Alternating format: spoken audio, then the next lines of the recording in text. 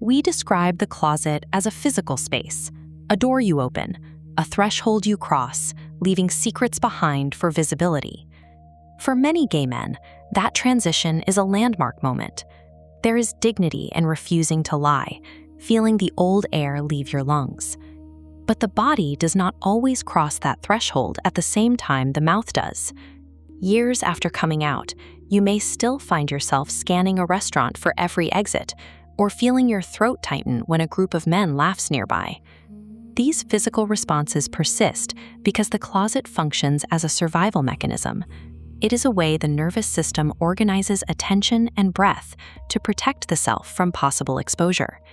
Sharing your identity with the world is a decisive turn in a man's life, but simply speaking the truth does not automatically override the biological patterns your body spent a lifetime building. This physical conditioning begins long before a boy understands romance or sexuality. It starts when his body is the only language he has. A child moves with a natural honesty. His voice rises with delight, his hands move freely when he speaks, and his hips carry a softness he has no reason to examine. But eventually, the room changes temperature. A father tells him to stand up straight. A teacher stays silent when other children tease him. The boy learns that his natural embodiment can be read. From that moment, his voice, his wrists, and his walk begin to feel less like a home and more like evidence that gives him away. He senses that his belonging depends on editing himself. He faces the choice between remaining authentic and remaining attached to his family, his church, or his community. Attachment usually wins because a child needs it to survive. So the shame burrows inward. It stops being an idea and becomes a posture, a physical way of watching himself from the outside to keep the world calm. This creates minority stress, a chronic strain where the baseline of biological anxiety is permanently elevated. The body stays in high readiness, expecting rejection. The nervous system adapts by becoming hyperobservant, detecting contempt beneath politeness or sensing a mood change before anyone else does. This vigilance requires physical labor. The jaw tightens around unsaid words. The breath becomes shallow and economical. The shoulders rise toward the ears, instinctively protecting a neck and chest. Many men respond by becoming exceptionally useful or charming.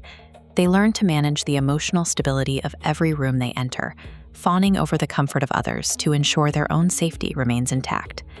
Culture often rewards these learned survival strategies. The man who is relentlessly successful, perfectly polite, or never causes trouble is called mature. Society applauds the armor, unaware that it was forged from fear.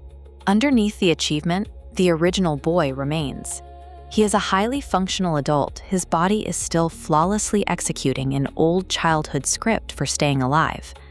The body does not automatically recognize when it has moved to a safer city or found a loving partner. It does not update its map just because the circumstances have changed. This creates a glitch in time.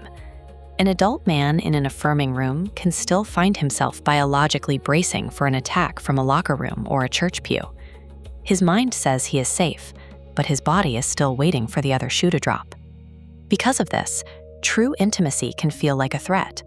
Being loved tenderly asks a man to stop managing his self-image and simply receive, which his nervous system interprets as a dangerous loss of control. This is the hidden cost of the closet's afterlife. It remains loyal to an old assignment, protecting us from the wounds of the past while accidentally blocking the joy available to us right now. Healing begins when we change our relationship to these physical habits. Many men look back at their years in the closet with a sense of failure.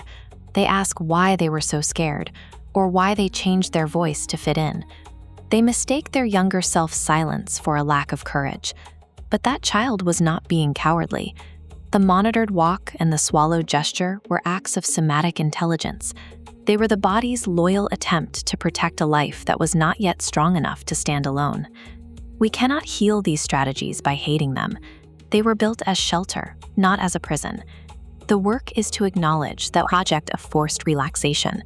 You cannot insult your nervous system into feeling safe, or demand that your shoulders drop through sheer willpower. It is a process of noticing. When you feel your chest tighten at a family gathering, you simply recognize it. You tell the body, "I know why you are here." Thank you for trying to protect me. You offer the nervous system repeated evidence that it is allowed to stay present. This is the slow restoration of friendship with yourself. It is a transition from watching the body from the outside to inhabiting it from within. It requires believing that your body never betrayed you. It was the first place your truth appeared, moving with an honesty the world had not yet learned to bless. True freedom is no longer a declaration made to others. It is the moment you stop abandoning yourself at the first sign of discomfort and realize you finally have the power to stay. Thank you for watching. If something in this resonated with you, then you're already closer than you think.